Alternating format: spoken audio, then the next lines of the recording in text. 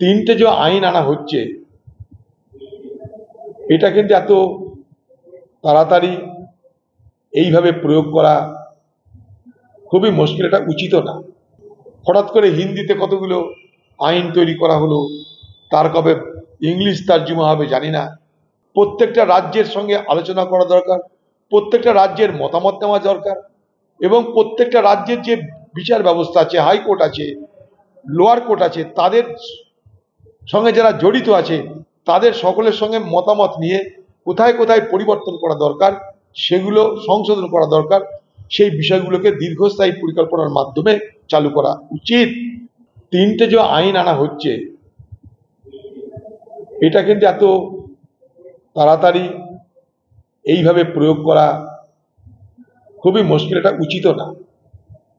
এই কমিটিতে আমরা মেম্বার ছিলাম, তখনও বলেছিলাম যে আরো অপেক্ষা করুন। ভারতবর্ষের মানুষ শতাব্দী প্রাচীন আইন ব্যবহার করতে অভ্যস্ত।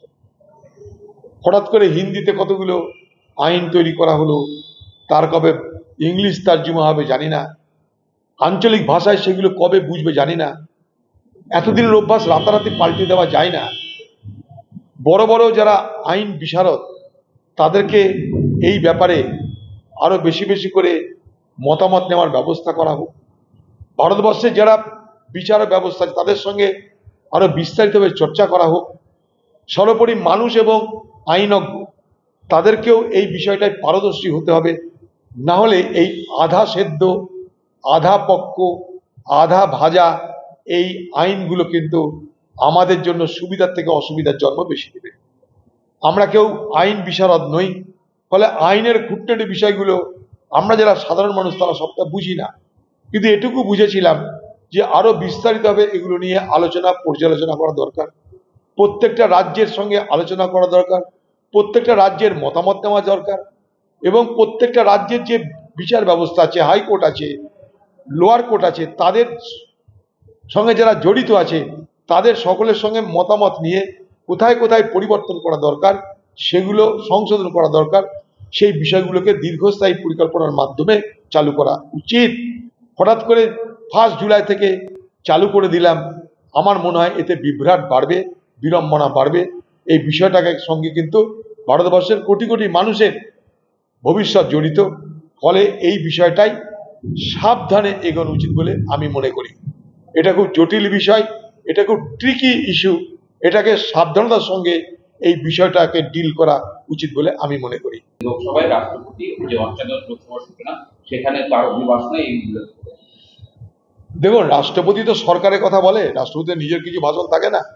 এটা সরকারের এজেন্ডা আমরা জানি, তাই সরকার তাদেরকে রাষ্ট্রপতির ভাষণে এগুলোকে ইনক্লুড করিয়েছে।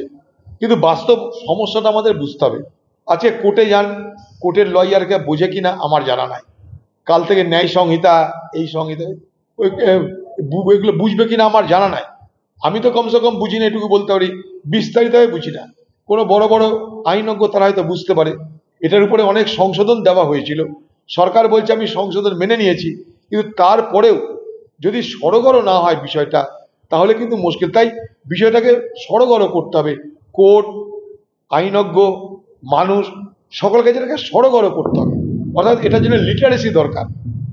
ফাইন্যান্সিয়াল লিটারেসি যেমন একটা অঙ্গ ছিল, ডিজিটাল লিটারেসি যেমন একটা অঙ্গ ছিল, সেই রকম এই এই লিটারেসি অর্থাৎ নতুন যে আইন আসছে, এই লিগাল যে লিটারেসি, এগুলো মানুষের বোঝা দরকার।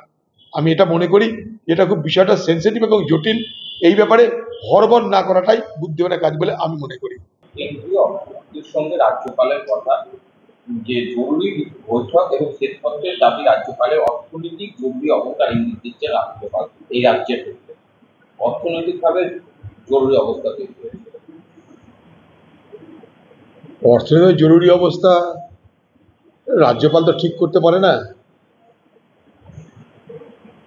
যে কোনটা আর্থিক জরুরি অবস্থা, সেটা রাজ্যপাল ঠিক করতে পারে না। ভারতবর্ষে তার অর্থমন্ত্রী আছে, ভারতবর্ষে আরো রাজ্য আছে। হঠাৎ করে পশ্চিমবঙ্গতে আর্থিক জরুরি অবস্থা কেন, তার ব্যাখ্যা না দিয়ে হঠাৎ করে জরুরি অবস্থা বলে দিলে তো হয় না।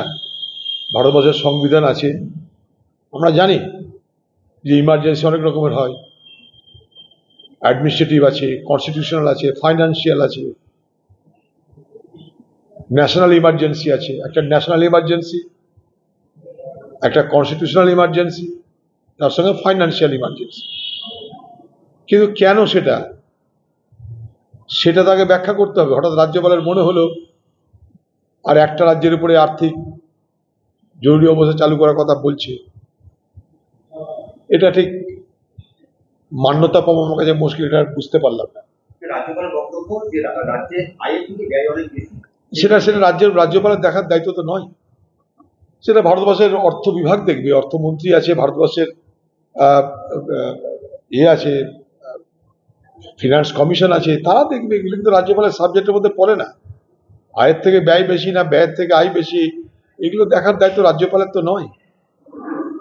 রাজ্যপাল নিজের এখতিয়ারের বাইরে গিয়ে এগুলো করছেন বলে আমি মনে করি। এসব ফালতু জিনিসকে সমর্থন করা যায় না। ডাকতেই পারে, প্রদেশ কংগ্রেস সভাপতির পদ কোনো স্থায়ী পদ নয়। আমি প্রদেশ কংগ্রেস সভাপতি মানে কোনো স্থায়ী পদ নয়। কেউ এখানটায় আমাকে 99 বছরের লিস্ট দিয়ে বসে নেই। যাকে ভালো মনে হবে তাকেই প্রদেশ সভাপতি করবে। আমি প্রদেশ সভাপতির জন্য লালায়িত নই। আমি কংগ্রেসের একজন কর্মী। কোন পদের জন্য অধীর চৌধুরী লালায়িত নয়। বাংলার সর্বস্তরের মানুষ, বাংলার কংগ্রেস মানুষ আপনারা জেনে রাখুন, আমি অধীর চৌধুরী কোনো পদের জন্য কোনোদিন লালায়িত ছিলাম না, আজও নেই, আগামী দিনেও থাকবো না। 3টে যে আইন আনা হচ্ছে, এটা কিন্তু এত তাড়াতাড়ি এইভাবে প্রয়োগ করা খুবই মুশকিল, এটা উচিত না। এই কমিটিতে আমরাও মেম্বার ছিলাম, তখনও বলেছিলাম যে আরো অপেক্ষা করুন। ভারতবর্ষের মানুষ শতাব্দী প্রাচীন আইন ব্যবহার করতে অভ্যস্ত।